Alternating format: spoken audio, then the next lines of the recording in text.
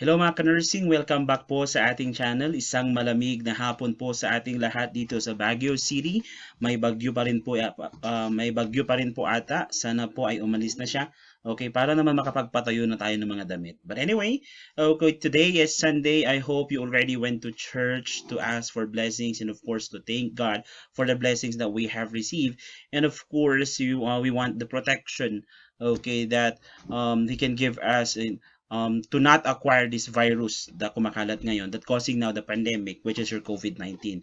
It's very alarming kasi napakarami na pong nagpa-positive, and I hope that you and your family, as of the moment, as you are watching it this video right now, are safe and staying negative, okay, with the COVID-19 virus, but staying positive with life. Okay, and welcome back to our channel. Don't forget to hit like, share, and subscribe po naman po. And please hit the notification bell para po maging updated ka sa mga next videos natin. So it's been a while since I've created the videos, okay, discussing nursing topics. I think the last time that I discussed through online is last May pa, and I'm so excited today that I am resuming, okay, with this type of information dissemination. I call it information dissemination because I consider myself still educating the people about matters, okay, not only about nursing but also things that matters in life, okay, especially now today that we are in this state of pandemic. Okay, so with no further ado, let us start with the discussion. Okay, so pasensya na po sa ating lightings at medyo hindi pa ako masyado marunong mag-setup, but anyway, as we go with the next videos po siguro mag-improve tayo, mag-improve. Okay? Now, the topic that we are going to discuss today is very relevant sa nangyayaring pandemic ngayon. Why? Because we really need to prevent, okay, ourselves and our family members to acquire this disease. And there are a lot of things that we can do, not only as nurses or as future nurses, but as citizens of this country, citizens of this world. Okay, and the number one thing that we need to know or we have to acquire is the knowledge on how to prevent things. Okay, and we talk about prevention, okay, which is the primary focus, by the way, of public health. Okay, the focus of public care, your community health, okay, which is your health promotion, and this is prevention. An important topic that is related to this one is the levels of prevention. Okay, to the levels of prevention. So the levels of prevention are basically the things that we can do, okay, as a health worker in the community and in the hospital for that matter, and all people who are watching it right now. These are the things, okay, na pwede nating makarelate tayo, okay, in terms of preventing this pandemic to spread. Okay, number one here, okay, by the way, there are three levels of prevention according to our book. The three levels of prevention are your primary prevention, your secondary prevention, and your tertiary prevention. So as you can see, this is a level. So as we go, the higher the level is, mas malaki na yung or mas maluwang na yung sakop. Okay, the coverage of the prevention is it's gonna be more deeper in terms of caring for the clientele, which is the community people. Okay, so let's start with the primary prevention. So ano nga ba ang primary prevention? In other words, what is level 1 prevention, okay, in the community? Level 1 prevention, okay, or your primary prevention is a program or any program for that matter to ensure the health of the prospective, okay, client, to include a history and the physical examination to assess their level of wellness. So basically, these are any programs that would now examine or that would check, okay, yung physical status ng mga tao and to assess their level of wellness or yung well-being nila, kung sila ba ay may sakit o wala. And primary preventions are any activities that maintain the level of wellness of the people through appropriate programs, such as programs related to health education, healthy lifestyle, and specific protection, such as vaccines, and primordial prevention, which is the removal of risk factors. So what does it mean? when we try to assess kung ang isang situation ay primary prevention, we have to take a look at the client. So who are the client? It is us. It is the community people. We have to take a look at them. Okay, kung sila ba ay may sakit, or if their condition is something that is considered as early sick, or may sakit pero hindi pa ganun kalala, or they are already on a late condition kung saan nagre-restore or nagre-rehabilitate na yung kanilang condition. If we talk about primary prevention, the status of health of the clientele are considered well. Ibig sabihin, wala pang sakit. Okay, which is in line in the primary focus of community health, which is to promote the health and prevent diseases. Okay, ayaw natin humantong dun sa pagkakataon na may sakit na tayo, saka lang tayo gagawa ng paraan para maiwasan yung sakit. Okay, so basically primary prevention are the things we can do in order for us to prevent acquiring any conditions that can affect our wellness or the ability of us doing the optimum level of functioning na tinatawag. Okay, so the examples that was presented in our slides are examples your health education, any health education activities, any programs that provides information, okay, any programs that provides education to the people, okay, telling them what to do in order to prevent things or for prevent them from getting infected. For example, COVID-19 virus, yung mga nakikita nyo sa TV, sa mga posters na nagsasabi na ganito ang dapat gawin, mas hugas kamay, wear your mask, okay, hand washing, okay, those things are considered as primary prevention. Okay, maintaining a healthy lifestyle is also an example of primary prevention, because if you have a good lifestyle, therefore you will maintain a healthy living, and a healthy living means a healthy body. Okay, and a healthy body means an immune system that is strong, that will not make you susceptible from acquiring any infection. Or kung ma-acquire ka man, at least your system will able to fight that infection. Okay, so that is an example of primary prevention. And another one, another example there is specific protection ang sabi sa ating slide. And it mentioned about vaccines. Okay, vaccines is an example of your primary prevention. Your immunization program is an example of primary prevention. Your COVID-19 vaccination program is an example of primary prevention. Why? Because when you were inoculated with the vaccines, when you get the vaccine, wala ka pang sakit. And the aim of that is to protect yourself, okay, from getting infected with the virus. Or if in case man na hindi mo totally maiwasan yung virus, is hindi ka magkaroon ng mas malalang komplikasyon coming from the virus. Okay? And that is an example of your primary prevention as well. And of course, your primordial prevention, which is the removal of risk factors. Like what? Eating unhealthy foods. Okay? If you remove that, that's primordial, okay, prevention. Okay, if there are things at home that can be a factor of you getting prone to accidents, inalis mo yon, that's an example of your primordial prevention. So basically, primary prevention are any activities, any program that people, okay, or the government is doing in order to prevent the community or the clientele to acquire a more serious condition.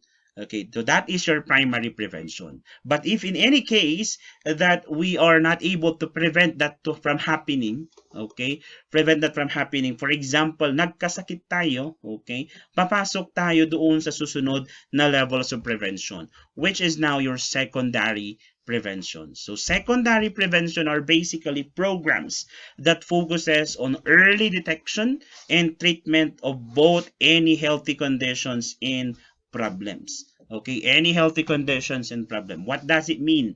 So these are anything naman or any programs that tries to detect, diagnose, or find out kung ikaw ay may condition, okay, or kung ikaw ay may sakit. Okay, for example, I have a cough right now, and I subject myself for a COVID-19 test, your RT-PCR or your antigen test. The test that they will be performing to me, okay, is an example of secondary prevention. Kasi hindi pa naman confirm na may sakit ako. I don't consider myself na may sakit. Okay, but the fact that I have subject myself for detection of any possible conditions na meron ako, that is an example of your secondary prevention. And of course, any treatment, okay, for that matter, kunyari nagkaroon na ako ng sakit, okay, ngayon ko lang nalaman, okay, then any treatment that they will going to provide in order for me not to get my condition worse or hindi ako magkaroon ng tinatawag na komplikasyon, okay, is also an example of secondary preventions. So this includes your screening test and monitoring of the client's condition for possible exposure to community hazards. Like for example, okay, may exposure ka with a certain virus. Okay, or may exposure ka sa isang tao na may COVID-19. Then the government or the contact tracing team subjects you for test or for test to confirm if you acquired the virus. That is an example of secondary prevention. Kahit wala ka pang sakit na na-present or any manifestation or signs and symptoms for that matter, pero meron kang exposure, they will subject you to screening tests or for any test that will determine if you really had acquired the virus or not. And that is an example of secondary prevention. In other words, any diagnostic test, any test that will determine if there is a presence of a condition, for example, blood pressure, okay, blood pressure taking, or monitoring, that's an example of secondary prevention because kapag nag-BP ka, malalaman kung hypertensive or hindi. Okay, example, Benedict's test. A simple test to check for the presence of glucose in the urine, especially for pregnant mother who has a possible gestational diabetes mellitus. Okay? So, i-check natin baka naman, kasi prone sila na pwedeng magkaroon ng ganon. Patient who is pregnant and they underwent acetic acid test. Okay, to check for the presence of albumin or protein in the urine. So, any test. Okay, ano yung mga isip na test ngayon? Antigen test, RT-PCR test. Okay, those are diagnostic tests or exams that can be performed in order to detect a certain conditions. And any test that tries to detect, okay, any condition is an example of secondary prevention. And when you provide an initial treatment for this condition, once confirmed, okay, like what? Providing first aid, okay, providing initial or prompt treatment is an example of secondary prevention as well. Okay. Now, nagkasakit ka na. So basically, you already have the disease. It is already confirmed. Sometimes you get hospitalized. Okay. Then you went home for recovery. Okay. Ngayon nasa bahay ka na. You are now ready for recovery. Okay. And once you are already on the recovery stage, we will now enter yung tinatawag nating tertiary prevention. Tertiary prevention are basically focus on the rehabilitation efforts directed towards clients with conditions resulting to disabilities. So basically, tertiary preventions are any activities, programs that will prevent now a person from developing any type of disabilities from the condition, okay, na meron siya. Okay, so tertiary preventions are any efforts that includes evaluation of the status, enhancement of the current conditions toward health restoration, and convalescence. So convalescence is basically the recovery stage kapag ikaw ay nagkakasakit. Okay, so ibig sabihin lahat ng nagre-restore, any activities that restores, recovers, or getting a person back on their track, okay, or binabalik natin yung kanilang optimum level of functioning, that is an example of tertiary levels of prevention. Like for example, continuous blood pressure monitoring, okay, is an example of tertiary prevention sa mga pasyente na meron na talagang hypertension, okay, diabetes mellitus, continuous monitoring of their blood glucose. Plus, okay, the word there is monitoring kasi meron na silang diabetic client na sila. So, tertiary prevention na yon. Rehabilitation ng mga pasyente na stroke. Okay, those are example of tertiary prevention. In other words, tertiary preventions are any activity, any programs that will bring the person's health to optimum level. Okay, para maibalik siya sa dati niya or near their healthy status. Okay, kung yung condition man nila is something that is reversible or irreversible, I mean, irreversible. Rehabilitation, mga bedridden clients, commonly, they are already under the tertiary preventions. Okay, so those are the levels of preventions that we have. We have your primary, secondary, and tertiary prevention. To sum it up, let me just give you a brief summary of all the topics that we've discussed today. So when we talk about primary prevention, we have to take a look at the client. So during the primary prevention, the client is well, meaning they don't have any conditions yet that will hinder them from getting their optimum level of functioning. Therefore, we have to create activities and programs for them to prevent acquiring one. Okay, like for example, is that they have to maintain a healthy lifestyle.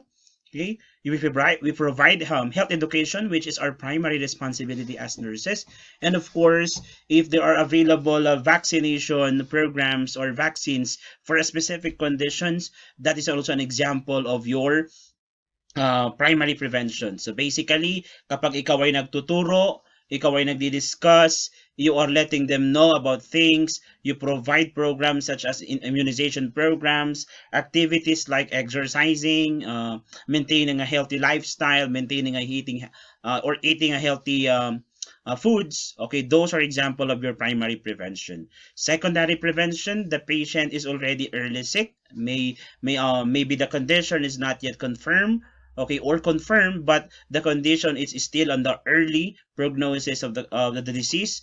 So like for example, those who have unconfirmed conditions that needs to be verified, okay, through specific tests. Like for example, pag ikaw ay may exposure sa tao na may COVID-19, you are, and they are going to detect if you have acquired the virus. That's an example of your secondary prevention by doing the test. Okay, evaluating if you have hypertension through your blood pressure taking. Okay, checking now your urine for possible infection and any conditions such as your diabetes mellitus, to check if you have diabetes mellitus. So basically, if you have unspecific, okay, or non-specific signs and symptoms or manifestations, that is considered as secondary prevention. Once you um done any diagnostic exams or tests to confirm your condition. And once the condition is confirmed, any prompt treatment, first aid, or anything that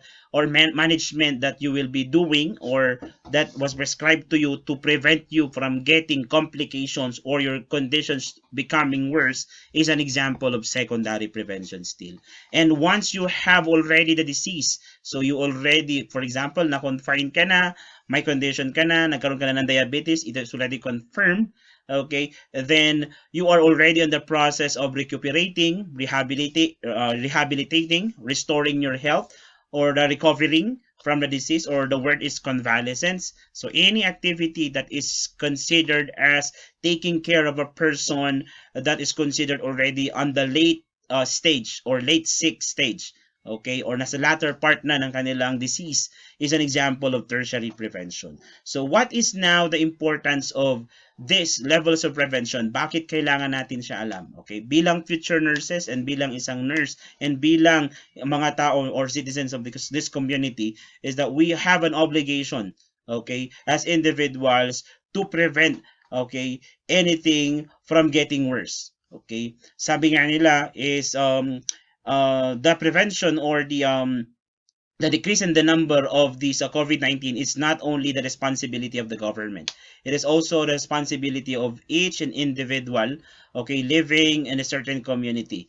Okay, so if you, even if the government will try to provide guidelines like wear masks, okay, maintain social distancing, avoid social gatherings, okay, get vaccinated, if us as a person will not going to follow those guidelines, okay, still hindi pa rin sila magtatagumpay. And of course, sabi nga sa ating aklat, a reflection of the success of the community healthcare system, okay, or ng ating healthcare system, in the effort of preventing this virus to spread, is dapat mabawasan nga yung mga nakukonfine because of a certain condition na gusto nating i-prevent. So as of the moment, I think we are not getting that. Okay, that positive outcome, which is yung decline in the numbers of getting tested, of getting positive, okay, dun sa COVID-19 cases, kasi tumataas pa rin nga, and at the same time yung ating admission rate is also very high. Okay, so the effort right now of the government in preventing the widespread, it's not 100% getting a positive response, okay, because of the numbers that we are having right now. But still, we have to take the positive note that our government is really doing something naman po. The thing is that we are not really quite sure kung saan banda ron yung effective at saan banda ron yung effective. So I think that's something that they have to look into. Okay, so that is it for now. Okay, we're done with our discussion and hope that you have learned something from me today. And please lang po, stay positive po sa life, but stay negative with the virus. Please wear your mask. Okay, wear your face shield if necessary, lalo sa mga close and tight spaces. Avoid going out if it's unnecessary, and of course, maintain social distancing. Okay, and eat healthy foods. Okay, avoid vices, of course, especially smoking. And yeah, stay safe everyone. And please do subscribe sa ating channel. Huwag pong kakalimutan. Paki-like na rin po and share sa ating mga kaibigan na nurses, and of course sa ating mga kaibigan din na nag-aaral ng nursing. And of course, for those who are interested in nursing. So that would be all mga ka-nursing. Thank you once again and see you in my next video.